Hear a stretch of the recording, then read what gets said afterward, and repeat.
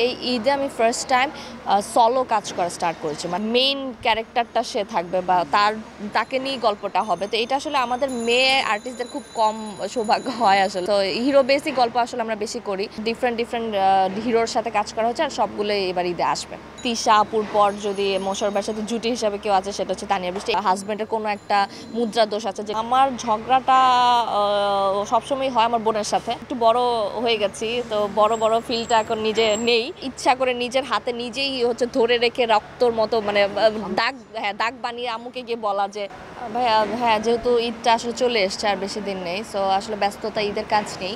আজকে যেমন আমি একটা কাজ করছি, এটাও ঈদের কাজ। তো এই ঈদে আসলে যেটা আমি বলবো স্পেসিফিকলি সেটা হচ্ছে যে ঈদে তো অনেক কাজই করা হয়, কিন্তু এই ঈদে আমি ফার্স্ট টাইম সলো কাজ করা স্টার্ট করেছি, মানে যেটা হচ্ছে মেয়ে কেন্দ্রিক গল্প বা মেয়ে বেস গল্প যেগুলো হয়।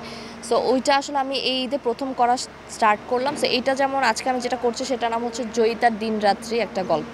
তো এটা হচ্ছে মেয়ের উপরেই আসলে গল্পটা, মেয়েটার একটা স্ট্রাগল এখানে দেখানো হয়েছে।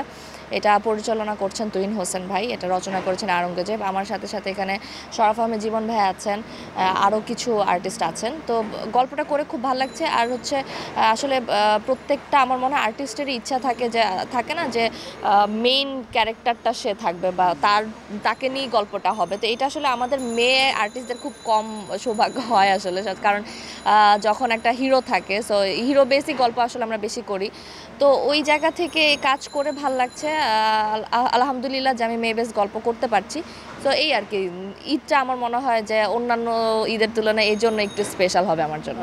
ভাইয়া ডজনের কথা তো বলতে পারছি না, বাট যেটা হয় যে কাজ তো করছি, অনেকগুলোই করেছি। তো এর মধ্যে যেটা আবার রোজার ঈদেও কিছু কাজ হয়তো আসেনি, তো এইবার ঈদে আসছে। তো আমি আসলে ওইভাবে বলতে পারবো না যে কতগুলো করছি বা কতগুলো আসছে, বাট হ্যাঁ আমার হচ্ছে আলহামদুলিল্লাহ কম করে হলেও তো মানে আশা করছি যে 12-15টা কাজ আসতে পারে। হ্যাঁ, 1 ডজন আমরা ধরে রাখতেই পারি ঈদের জন্য অবশ্যই।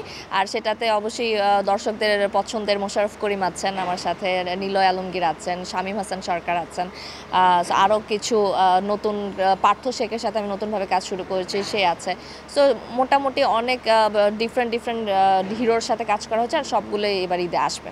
মোশাররফ করিম ভাইয়ার ব্যাপারে আসলে আলাদা করে বলার কিছু নেই। আমি মানে ওনার অনেক অনেক অনেক বড় ফ্যান, আর আমি মানে খুবই লাকি ফিল করি যে আলহামদুলিল্লাহ মানুষজন বলে যে তিশা আপুর পর যদি মোশাররফের সাথে জুটি হিসাবে কেউ আছে সেটা হচ্ছে তানিয়া বৃষ্টি। এটা আমার জন্য অনেক বড় পাওয়া আমার ক্যারিয়ারে। আর মোশাররফ ভাইয়ের সাথে কাজ করার এক্সপিরিয়েন্স তো বরাবরই খুবই ভালো। ভাইয়ার সাথে থাকলে আসলে কাজ করতে গেলে অনেক কিছু শেখা যায়, অনেক কিছু একসাথে, অনেক কথা বলা হয়, গল্প করা হয়।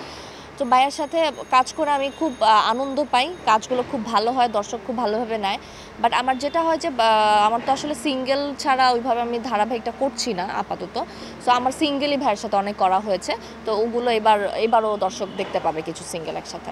ক্যারেক্টারটা তো আসলে হচ্ছে যখন যেটা থাকে, যদি এমন হয় যে ওয়াইফের ক্যারেক্টার করছি, ওয়াইফটা একটু হয়তো লোভী বা হাজব্যান্ডের কোনো একটা মুদ্রা দোষ আছে যেটার জন্য ওয়াইফ চিল্লাচিল্লি করছে, তো ওরকম আসলে স্পেসিফিক কিছু কারণ থাকে ওয়াইফের জন্য।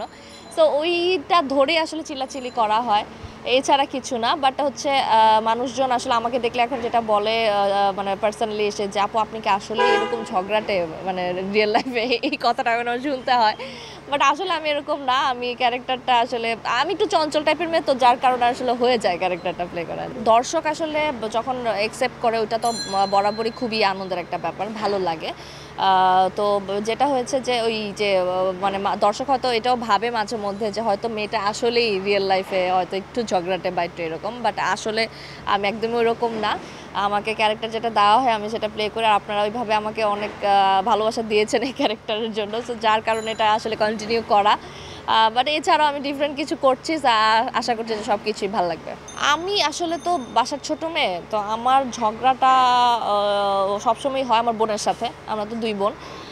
1.5 বছরের ছোট বড়, সো ওই কারণে আসলে একদমই পিঠাপিঠি ওই ওই ফ্রেন্ডশিপটা আছে। তো ঝগড়া হলে আপুর সাথেই হয়, কিন্তু এখন যেহেতু আসলে একটু বড় হয়ে গেছি, তো বড় বড় ফিলটা এখন নিজে নেই। তো যার কারণে আসলে এখন ওই আগের মতো যে মারামারি পারাপারি বা ইচ্ছা করে নিজের হাতে নিজেই হচ্ছে ধরে রেখে রক্তর মতো মানে দাগ, হ্যাঁ দাগ বানিয়ে আম্মুকে গিয়ে বলা যে আমার বোন আপু করেছে, আপুকে মারো, আমাকে মারছে, তো ওই জিনিসগুলো এখন আর হয় না।